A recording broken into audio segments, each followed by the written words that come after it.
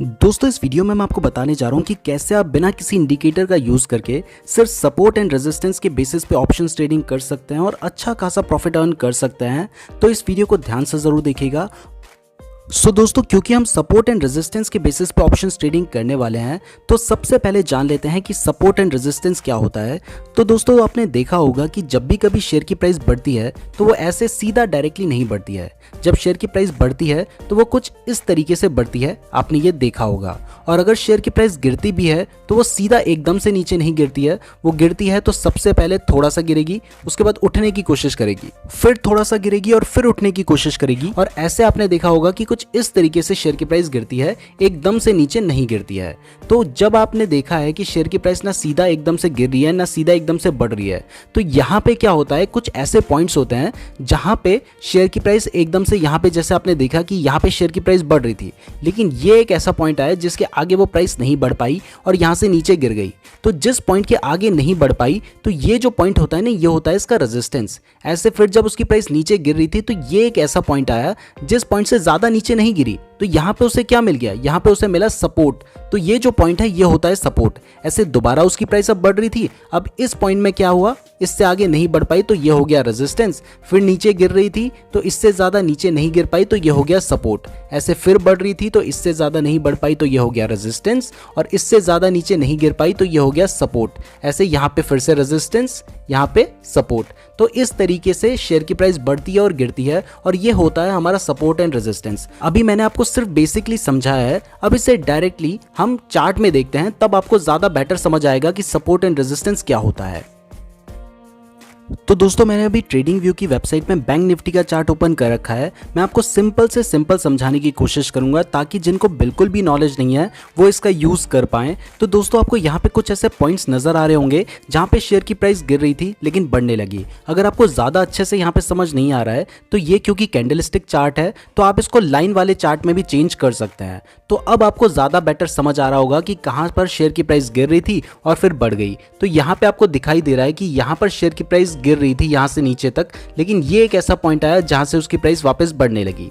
तो इस पॉइंट को हम क्या कर सकते हैं, ये हम पॉइंट हमारा सपोर्ट हो सकता है। ये आपको समझ आ रहा है कि यहाँ पे हमारा एक सपोर्ट है, ये आपने देख लिया। उसी तरीके से ये भी एक पॉइंट ऐसा है जहाँ पे शेयर की प्राइस ने नीचे गिरी थी उसके बाद उठी। ये भी एक ऐसा पॉइंट है, ये भी एक ऐसा पॉइंट है, ये भी एक ऐसा पॉइंट है जब प्राइस गिरी थी लेकिन यहाँ से उसने वापस टर्न लिया है, तो ये पॉइंट क्या है, सपोर्ट है। ऐसे ही यहाँ से भी प्राइस नीचे गिर रही थी लेकिन ये पॉइंट क्या है, सपोर्ट है। और यहाँ से भी इसकी प्राइस नीचे गिर रही थी लेकिन यहाँ पे भी इसका सपोर्ट है। तो ये सारे पॉइंट्स आपने देखे ना कि यहाँ पे नीचे प्राइस गिरी थी और ये इसका सपोर्ट हो गया।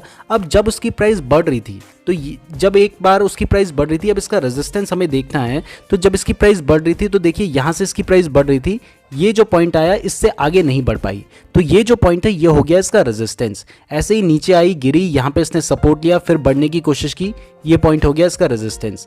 फिर नीचे गिरी, इससे ज़्यादा इसने बढ़ने की कोशिश की यहाँ से वापस, ये पॉइंट हो गया इसका रेजिस्टेंस। ऐसे ही यहाँ पे भी रेजिस्टेंस हो गया। जो जो पॉइंट्स आपको नजर आ रहे हैं आपको दिखाई दे रहा है कि ये रेजिस्टेंस है क्योंकि इससे आगे वो प्राइस नहीं बढ़ पाई। तो यहाँ पे आपको दिखाई दे रहा है कि प्राइस सपोर्ट और रेजिस्टेंस क्या होता है। अब ये मैंने आपको लाइन वाले चार्ट में दिखाया है। अब इसको अगर आप कैंडलस्टिक कर लेते हैं तब भी आपको ये जो दिखाई दिया था वो वहीं के वहीं पे नजर आ जाएगा। आपको दिखाई दे रहा है कि प्राइस यहाँ से नीचे गिर रही थी लेकिन इससे ज्यादा नहीं गिरी, तो ये पॉइंट क्या हो गया हमारा, ये पॉइंट हो गया हमारा सपोर्ट। ये हो गया रेजिस्टेंस, ये हो गया सपोर्ट, ये हो गया रेजिस्टेंस, सपोर्ट, रेजिस्टेंस, सपोर्ट, यहाँ पे हो गया हमारा रेजिस्टेंस। तो अब अगर आपको इसमें सपोर्ट एंड रेजिस्टेंस के लिए एक लाइन ड्रॉ करनी है तो यहाँ पे एक ऑप्शन होता है हॉरिजॉन्टल लाइन ड्रॉ करने का। तो आप सबसे पहले क्या कर सकते हैं, हॉरिजॉन्टल लाइन ड्रॉ कर सकते हैं। ये आपको एक पॉइंट नजर आ रहा है जहाँ पे बहुत सारी जो कैंडल्स हैं उसने यहाँ पे सपोर्ट लिया है, तो आप यहाँ पे हॉरिजॉन्टल लाइन ड्रॉ कर सकते हैं। हॉरिजॉन्टल लाइन ड्रॉ करने के लिए आप इस जगह पे जाएं, यहाँ पे आपको हॉरिजॉन्टल लाइन ड्रॉ करने का ऑप्शन आता है। ये रहा हॉरिजॉन्टल लाइन और इसकी एक कमांड भी है ऑल्ट एच। तो आप क्या कर सकते हैं, सिंपली यहाँ पे गए और आपने ऑल्ट एच प्रेस कर दिया। तो अगर आप ऑल्ट एच प्रेस करेंगे तो आपकी एक हॉरिजॉन्टल लाइन यहाँ पे बन जाएगी, आपको दिखाई दे रहा है। अब यहाँ पर जो लोग नए होते हैं उन्हें कभी कॉन्फिडेंस नहीं आता कि उन्होंने सही जगह पर लाइन ड्रॉ की है। तो अगर आपको लगता है कि आपने सही जगह पर लाइन ड्रॉ नहीं की है तो भी कोई प्रॉब्लम नहीं है, बहुत ज्यादा डिफरेंस नहीं होना चाहिए। अगर थोड़ा बहुत आसपास भी आपने लाइन ड्रॉ की है तो वो भी चल जाएगा। अब यहीं पे एक आपको दिखाई दे रहा है कि 3 बार यहाँ पे इसका रेजिस्टेंस रहा है, यहाँ पे और यहाँ पे। तो यहाँ पे हमने एक क्या कर दिया, एक लाइन यहाँ पे भी ड्रॉ कर दी। इसके अलावा आप इससे ज़्यादा यहाँ पे आपको दिखाई दे रहा है कि यहाँ पे इसने एक बार यहाँ पे भी इसने क्या किया था, यहाँ पे भी इसने एक बार सपोर्ट लिया था। ये भी आपको एक पॉइंट नज़र आ रहा है जहाँ पे इसने सपोर्ट लिया था, तो आप यहाँ पे भी एक लाइन ड्रॉ कर सकते हैं। हमने यहाँ भी एक लाइन ड्रॉ कर दी है, तो अब हमने 3 लाइन ड्रॉ कर दी। आप चाहें तो इससे ज़्यादा भी ड्रॉ कर सकते हैं। अब देखिए शेयर की प्राइस क्या है। अब शेयर की प्राइस क्या हो रही है, यहाँ से बढ़ रही है, यहाँ तक जा रही है, उसके बाद यहाँ से नीचे गिर रही है तो यहाँ तक आ रही है, यहाँ से ऊपर जा रही है तो यहाँ तक जा रही है, फिर नीचे गिर रही है। तो अब अगर आप इसमें बाय एंड सेल करना चाहते हैं तो आप क्या कर सकते हैं, सपोर्ट पे बाय कर ले। जहाँ पे सपोर्ट है यहाँ पे आपने जैसे ही उसने अपने सपोर्ट को तोड़ा, आपने यहाँ पे बाय कर लिया और उसके रेजिस्टेंस पे बेच दिया। सपोर्ट पे बाय किया, रेजिस्टेंस पे बेच दिया, सपोर्ट पे बाय किया, रेजिस्टेंस पे बेच दिया, फिर सपोर्ट पे बाय किया, रेजिस्टेंस पे बेच दिया। तो इस तरीके से आप सपोर्ट एंड रेजिस्टेंस का यूज करके बाय एंड सेल कर सकते हैं। और सेम इसी तरीके का यूज आप इंट्राडे ट्रेडिंग में भी कर सकते हैं। वहां पे भी आप सपोर्ट पे खरीदें और रेजिस्टेंस पे बेच दें। अब यहाँ पर एक बहुत ही ज़रूरी पॉइंट मैं आपको क्लियर कर देना चाहता हूँ। आपने देखा कि यहाँ से शेयर की प्राइस बढ़ रही है, अगर ये इस पॉइंट को तोड़ के ऊपर निकल जाती ना, तो यहाँ से क्या होता कि ये इसका क्या बन जाता, अब सपोर्ट बन जाता, क्योंकि अब इसके प्राइस ऊपर आ जाती। अगर इससे नीचे है तभी तक वो रेजिस्टेंस है, जब इसको तोड़ के ऊपर चली गई तो वो इसका क्या बन गया, सपोर्ट बन गया। ऐसे ही अगर इससे ऊपर चली जाती तो इसका क्या बन जाता, सपोर्ट बन जाता, फिर वो यहाँ तक जा सकती थी या फिर एटलीस्ट यहाँ तक तो जाती। और इसी तरीके से अगर आप इससे नीचे अगर वो आती है, इसको तोड़ देती है, तो फिर और नीचे आ सकती है। अब जैसे हम इससे नीचे देखें तो देखिए इसने इसको तोड़ दिया, यहाँ से नीचे आई और बहुत ज़्यादा सेलर्स यहाँ पे एग्रेसिव थे, इससे नीचे आई और इसको तोड़ते हुए यहाँ तक आ गई। अब यहाँ पे इसने एक और सपोर्ट लिया, अगर आप चाहें तो यहाँ पे एक और लाइन ड्रॉ कर सकते हैं। यहाँ पे एक और लाइन में ड्रॉ कर लेता हूँ, तो यहाँ पे हमने एक लाइन ड्रॉ कर ली है। तो अब देखिए यहाँ पे इसने सपोर्ट लिया, तो अब यहाँ पे सपोर्ट लेने के बाद इसकी प्राइस यहाँ तक गई और यहाँ पे जैसे ही उसने इसको क्रॉस किया, तो जब तक इसने इसे क्रॉस नहीं किया था तब तक ये पॉइंट इसका क्या था, ये पॉइंट इसका था रेजिस्टेंस। और जैसे ही इसने इसको क्रॉस कर दिया तब ये बन गया इसका सपोर्ट और ये बन गया इसका रेजिस्टेंस। अब इसके बाद आगे देखेंगे तो आपको दिखाई देगा कि यहाँ पे इसकी जो प्राइस थी वो अपने रेजिस्टेंस के आसपास ही चल रही थी, नीचे नहीं आ रही थी। और आपने देखा कि एक बार जो इसकी प्राइस थी उसने अपने रेजिस्टेंस को तोड़ दिया और ऊपर चली गई, लेकिन फिर दोबारा से वापस रेजिस्टेंस के पास आ गई। तो जब भी अपने रेजिस्टेंस को तोड़ती है तो थोड़ा सा वेट किया कीजिए, उसके बाद बाय किया कीजिए। अब यहाँ पे भी आपको काफ़ी अपॉर्चुनिटीज़ मिली। आपने देखा कि यहाँ पे स्टॉक की प्राइस अपने सपोर्ट के आसपास आई और जैसे ही सपोर्ट के आसपास आई तो फिर वापस बढ़ गई।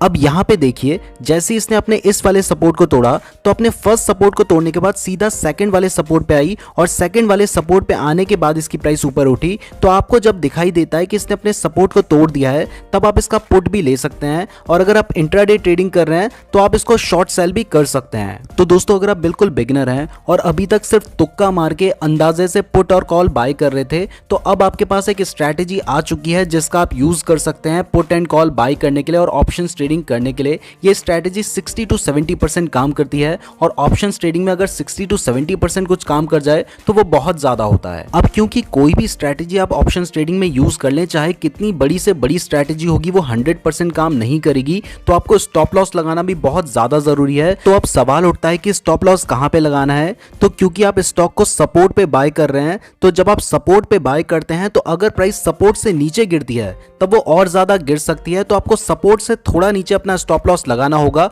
या फिर एक ट्रेड में आप जितना रिस्क ले सकते हैं उस हिसाब से ही आप स्टॉप लॉस लगाएं। और आपका जो टारगेट होगा वो होगा इसका रेजिस्टेंस। तो जो इसका रेजिस्टेंस है वहां पे आप अपना टारगेट लगाएं। और अगर बार बार कोशिश करने के बाद भी वो जो प्राइस है स्टॉक की वो रेजिस्टेंस के पास नहीं पहुंच पा रही है, तो आप उससे थोड़ा पहले भी सेल कर सकते हैं।